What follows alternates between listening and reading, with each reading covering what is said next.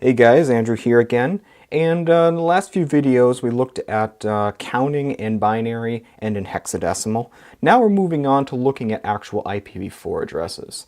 So before we get deep into IPv4, there's two main classifications. There's actually several main classifications. Public versus private IP addresses, and then different ranges of IP addresses. So before we got into, or like when IPv4 came out, Internet Protocol version 4 came out in its heyday, there was a lot of addresses, and there weren't really many devices. We didn't have the internet and all the different devices as we do now. So the creators came up with different classes of these addresses.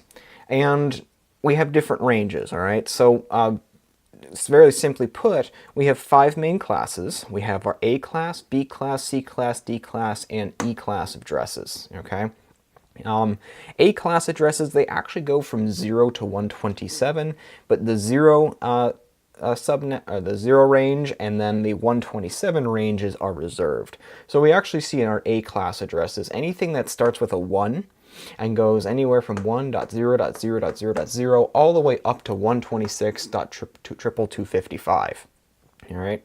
From there, we go on to the next the next network. Okay, and we can see in our B class range, we go from 128 to 191. So the easy way to identify the class full, you're going to see that we're going to have a difference between class full and classless. But the class full range of an address here, or the traditional classes of the address, is denoted by this first octet. All right. Now, in prior videos, we went over 8-bit counting, where I may have given you an IP address, or sorry, a number like 192, right? And I said, give me the binary representation. I always gave you a number somewhere between 0 and 255, all right? And this allows us to operate on an 8-bit binary value, all right? So we're going to find out that each of these blocks here, all right, or octets as they're referred to, each of these requires an 8-bit number. All right, and we're going to tie 4 of those together to get a 32-bit IPv4 address. Okay, so this range, our B class range, 128 to 191, anything in between here is a B class address. Anything down here in a C class address, 192 to 223, is C class, all right? So anything in this range from here to here, all right? These are the main bulk of addresses that we're going to be working with right here, okay? These guys are our main addresses, all right? And these main addresses are going to be what we're going to be working with, but we have 2 others down here. This guy is a multicast range. All right, so we looked earlier at multicast traffic, and this guy is kind of reserved for experimental or military use or a few others, but we aren't going to be dealing with this range down here in the E class, predominantly speaking. All right, so most of our work is going to be here in A, B, or C, and these are our classful ranges, what we originally started out with in networks.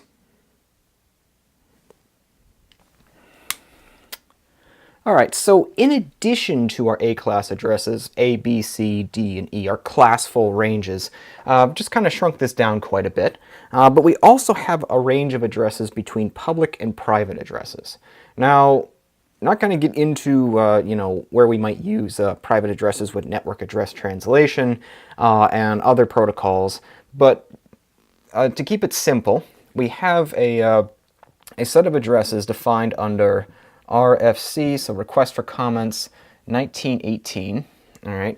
And this says that we have an A class, a B class, and a C class range of addresses that we can use for our private networks. So any organization, any business, anywhere can use this range of addresses that are predefined for inside their local area network for whatever they choose, all right? And the rest of the addresses, anything that doesn't fall inside this A, let's see, we've got A, B, and C class ranges under RFC 1918, anything that falls outside of that, somewhere in here, is going to be considered a public IP address, which is to be operated in our sense out on the internet. All right, so this A class range, B and C, A is the 10 network, 10.0.0.0 through 10 255, 255. All right, it looks like I had kind of cut myself out of space there. And then this B range is 172.16.0.0 through 172.31.255.255. And then our C-class range is something you've probably seen on your home system, 192.168.0.0 through 192.168.255.255. All right. Sorry, I'm kind of going down to the side there, but point being here is anything that falls in these ranges. So if I got an address if I had an address here, so let's see, 10.5.6.7, right? If I had that address, it would fit inside here. It would be considered a private address. And private being that it's only to operate on a local area network. It is not internet routable, all right? And that's the key here. It's not going to be routed on the internet. If you see this address somewhere routed on the internet, someone's doing something they're not supposed to, all right? And usually most firewalls and intrusion protection systems will actually filter for this kind of traffic if it sees it coming in on a public domain, all right?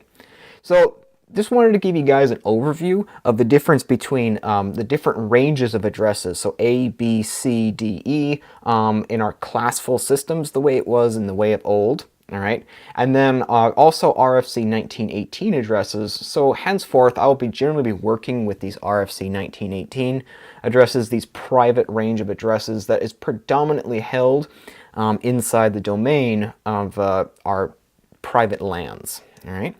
So I'll see you guys in the next video.